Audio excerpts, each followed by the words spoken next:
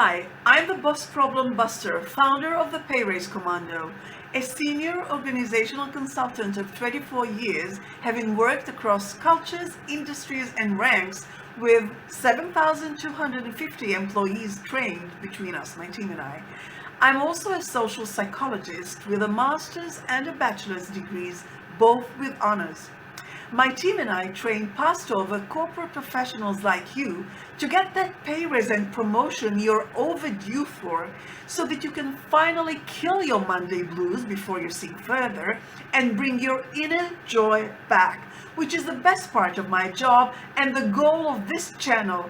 Kill your Monday blues and bring your inner joy back. Now, back to the salt mines.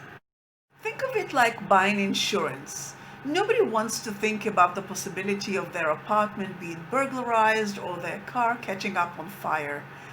There are so many horrible things that can happen in life, but you still are forced to think about them at least once a year when you sign up on a new policy. And of course, like insurance, like POR, it doesn't always pay. When push comes to shove, you might find out what you thought was covered actually is not. But you still take out an insurance policy because it will hopefully cover at least some of the potential unpleasant realities. So you figure it's better than nothing. Same here with the POR. Here is another example. This one is for a consideration you could discuss and agree on to help you navigate the second awkward issue I mentioned before, which was whom gets to apply for a promotion when the opportunity arises, assuming you are both ambitious. So, for example, a consideration here could be how central this current position you're holding and the coveted next position are for either of you. Maybe for one of you, this is a dream job at a dream company, and maybe for the other, it is not. Maybe they're not even sure if they want to continue in this field, in this industry. In such a case, the one whose dream it is should get priority. It just makes sense. Of course, such clear difference in career aspirations makes things simple. But what if it's a dream job for both of you? If this is the case with you guys, it's a conundrum with no good way out.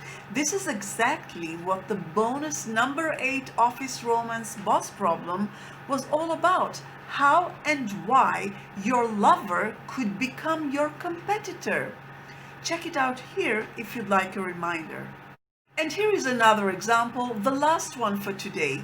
This one is of a consideration you could discuss and agree on to help you navigate that same second issue regarding whom gets to apply for a promotion when the opportunity arises, since you cannot both have it and you probably wouldn't want to compete with one another, at least not so overtly. So here, another consideration could be whom is the favorite for that promotion. For example, the one who has the odds on his or her side gets the priority over the other in applying. Favorite would be the one of you with the most skills and training and education required for that next position, and the acknowledgement of the boss of these capabilities, and so forth. Use this framework to build your own POA, pre-Office Romance agreement. Mix and match it as need be.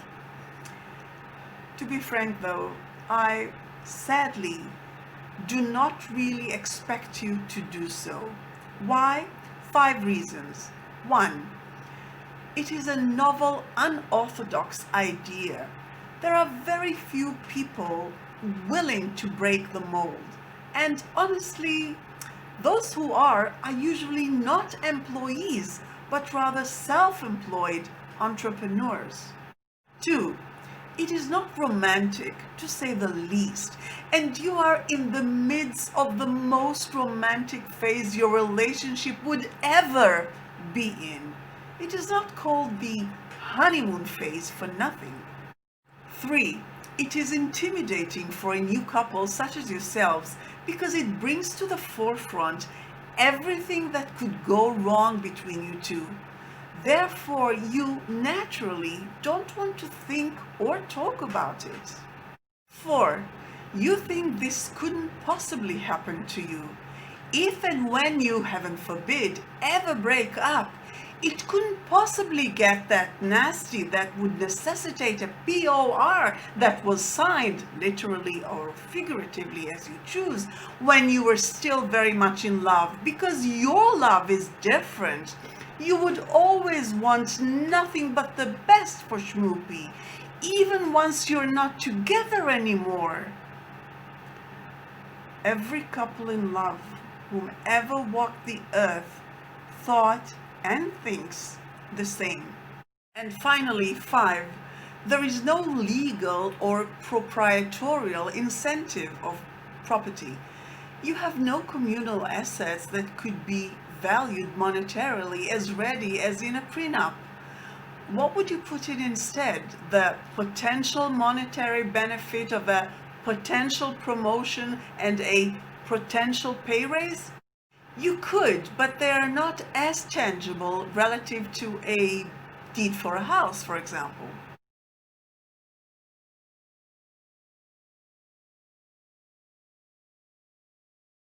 But that gets to be too academic, and I'm all about everything pragmatic, as you know by now.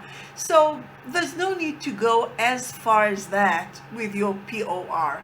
However, do not use this last reason or any of the other 5 to overrule a POR altogether. One day you might regret it. So sleep on it. Okay, that's it for today. As you can tell, we are doing the big fix as in depth and as meticulously as we did the mapping and analyzing of all the 7+1 Office Romance boss problems. Join me next time when the big fix marches on. If you'd like the full transcript of this video and all the videos on this channel, see the link in the description. It's on our website, BossProblemBuster.com, because it's too long to paste here, so not a trick to get you there. But if you do hop over, you'll find many practical reads and a forum where you can discreetly and anonymously ask us anything in regards to landing that promotion and pay raise, to which we reply very quickly. Each video drops inconvenient truth bombs on you right, left, and center, all very direct, pragmatic, and very much non-PC. No fluff, no bullshit.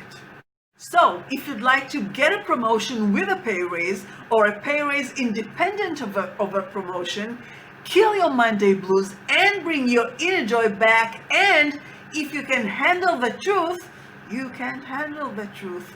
I'm channeling Jack Nicholson. Then subscribe, give this video a thumbs up, and hit the notification bell so that we can meet again. And until then, go back to work. You know I can't help you get that promotion and pay raise if you don't actually do the job.